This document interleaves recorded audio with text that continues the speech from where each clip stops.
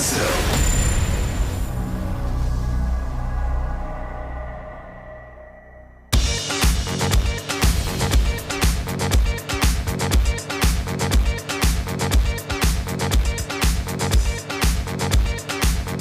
Welcome back to the GSL Code A, where you all tuned in to see Flash advance, but he's probably not going to. He's probably just going to lose. Yeah, most likely.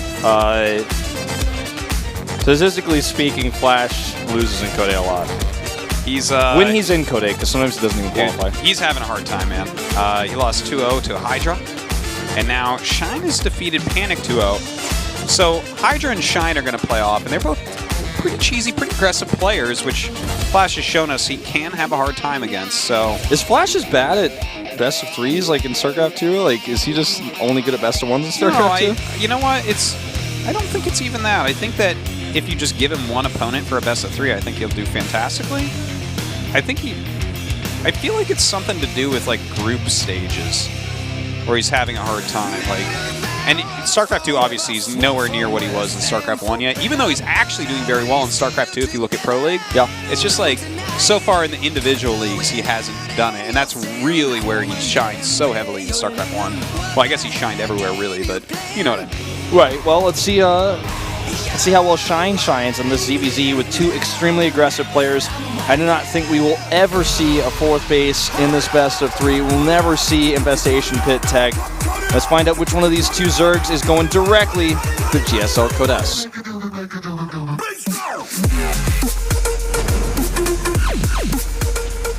Bottom right.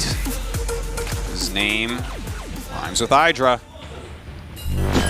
Hydra. Well, I guess not when they say it. The rest of us do, though. Hi, Greg. To the top left in teal. For Samsung, he is? Sean. No, he's 9 pooling, 10 pooling.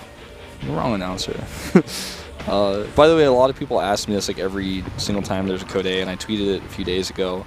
The intro song that we have playing is Skrillex's Recess. Look up Recess, Skrillex. It's a great song. I just did you a favor. Yeah.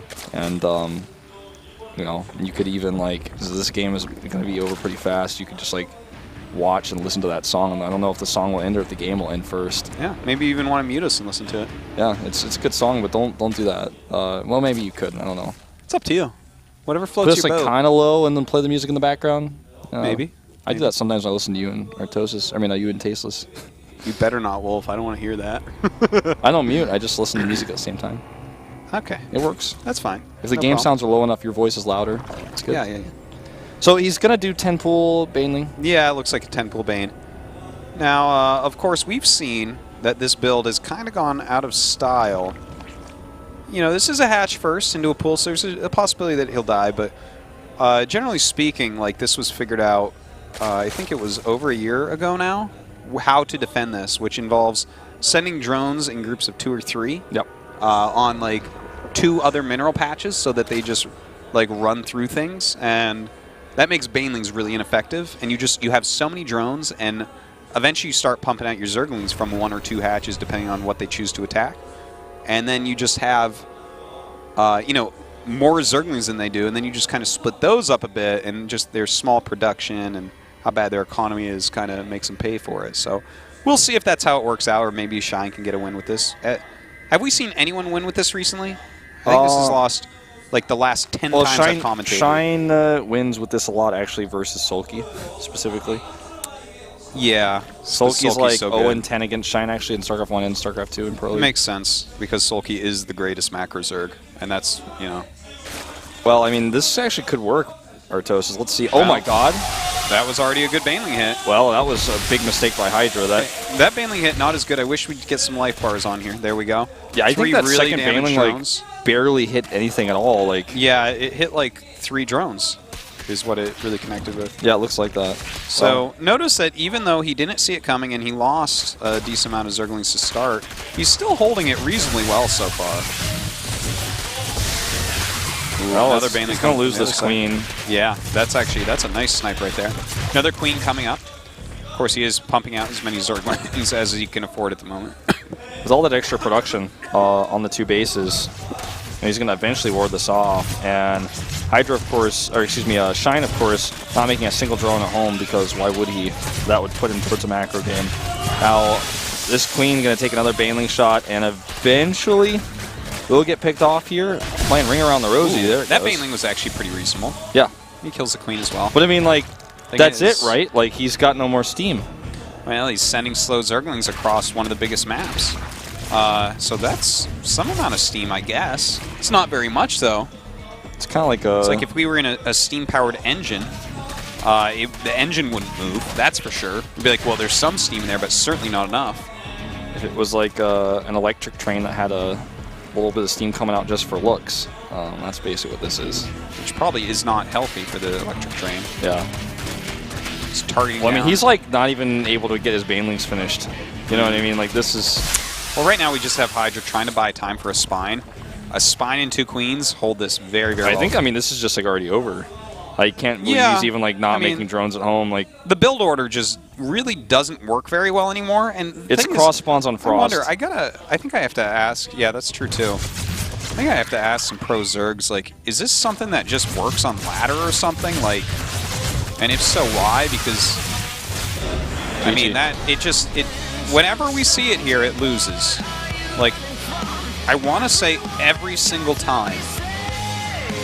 And I don't think because we've seen it actually a reasonable amount recently. I think if you're just bad at control, you can die to it. Yeah, but is anyone that bad at control? That plays Zerg? Sulky has died a lot to it. Yeah. But I think that's like a brain thing. Yeah, I think he's just got nerves. It's like what Sulky can do with Zerg and what Shine can do with Zerg are on such different planes that it makes sense that like Infinity goes back to 0 or something like that. You know what I mean? It's like when you walk to like the right side of the Pac-Man map, you appear on the left side. Yeah, something like that. It's like a donut-shaped universe of Zerg knowledge and skill, and Sulky just, you know, of course, I'm telling you, it actually makes sense in my head that Shine would always beat Sulky. It just, you know, it's like the way the universe works. It's like funny and stuff. If our universe is donut-shaped, are we coming from Krispy Kreme or Dunkin' Donuts? You know what? Like, or Mr. Donut. I do like a Krispy Kreme donut. It's a good donut. It like how it melts in your mouth and stuff is pretty awesome. What about you don't like Dunkin' Donuts as much? You know, I haven't had Dunkin' Donuts. I just don't eat donuts really, so it's hard to say. Okay, but please don't eat our universe as your first try. That would be. I certainly wouldn't. It's pretty unhealthy, I think. Actually, the whole universe. A lot of calories in the universe. Yeah. Gotta watch out for that. Shine is like not looking like he has any confidence going into this map. He picked Merry-Go-Round because it has less spawning locations than any other 4-player map that we have. It doesn't have... well, I do like that build on big maps, but maybe a big map with one less starting base. The thing is, if he picks Way Station, he might get the long points. And Polar Knight got removed, Yunsu got removed. So, I think... could go Habitation Station. Yeah, but I feel like it's so easy to scout this on Habitation Station. Think about Merry-Go-Round is you might get lucky with your scout, and they might get unlucky with their scout. 3-player map. Let's find out what Shine has planned. He could surprise us all and make a third base. Let's find out if Hydra can advance 2-0 the GSL Code S.